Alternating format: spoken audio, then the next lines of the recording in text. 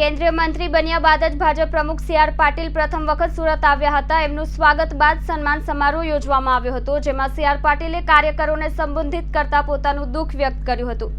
5 લાખની લીડ સાથે 26 બેઠક ગુજરાતની જીતવાની વાત કરનારા પાટીલે કહ્યું કે બનાસકાંઠાની સીટ હારી જવામાં કંઈક મારી જ ભૂલ હશે, એટલે એ સીટ મેળવી શક્યા નહીં।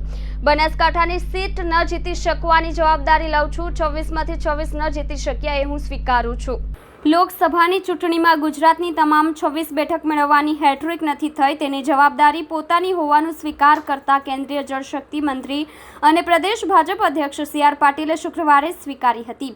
કેબિનેટ મંત્રી બન્યા બાદ આયોજિત કાર્યકર્તા અભિવાદન સમારોહમાં પાટીલે જણાવ્યું હતું કે એક બેઠક 30,000 મતે ગુમાવી પડી એ મારી ભૂલ હશે, ક્યાંક કચાશ રહી ગઈ હશે એમ જણાવતા પાટીલે માફી માંગી હતી।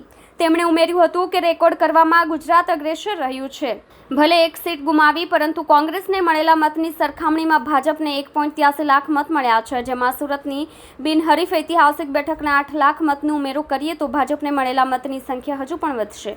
પક્ષના કાર્યકર્તાઓના કારણે જ કોંગ્રેસના ઉમેદવાર હારી જવાની સ્થિતિ પારખીને તેના હાજા ગગડી ગયા હતા।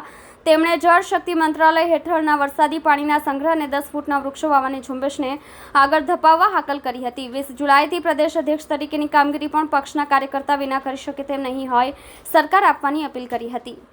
એડમિશન મળતું નહોતું, જગ્યા મળતી નહોતી, એમણે ત્યાં કેમ્પ શરૂ કર્યા હતા અને ત્યાં સેવા કરતા હતા।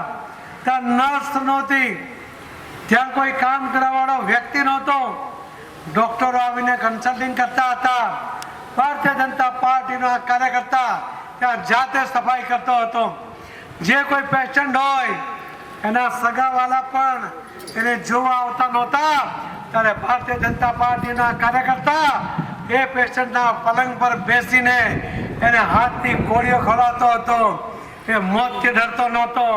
આ સેવાની ભાવના આ ભારતીય જનતા પાર્ટીના કાર્યકર્તાઓમાં એ ગુજરાતમાં જોવા મળે છે અને એના જ આધારે આ નવા પ્રોજેક્ટો આ કરવાનો વિચાર આપણે કરતા હોઈએ છીએ અને આ પ્રોજેક્ટો આપણે કરીએ છીએ, કંઈક નવીનતા કરીએ છીએ, લોક ઉપયોગી કામ કરીએ છીએ।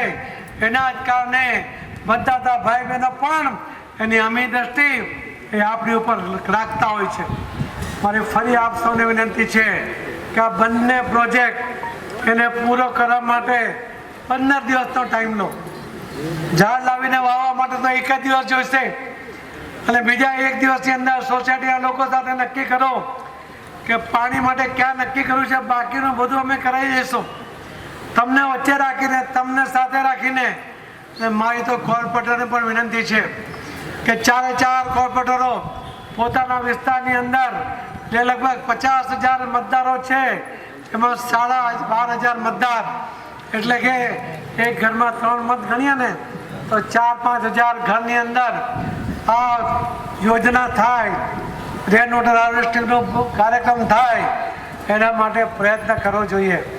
જે વધુમાં વધુ આ કાર્યક્રમ કરશે એનું સન્માન કરવા માટે પણ આપણે ચોક્કસપણે વિચારીશું। મિત્રો, હું આપ સૌને કેન્દ્રીય મંત્રી તરીકેની મારી જવાબદારી મળી છે એ આપ સૌના આધારે આભારથી મળી છે, એટલા માટે આપ સૌનો આભાર પણ માનું છું અને આપ સૌને વિનંતી પણ કરું છું કે 2 મહિના 2.5 મહિના પછી કે 2-3 મહિનામાં મકાન પણ મળી જશે।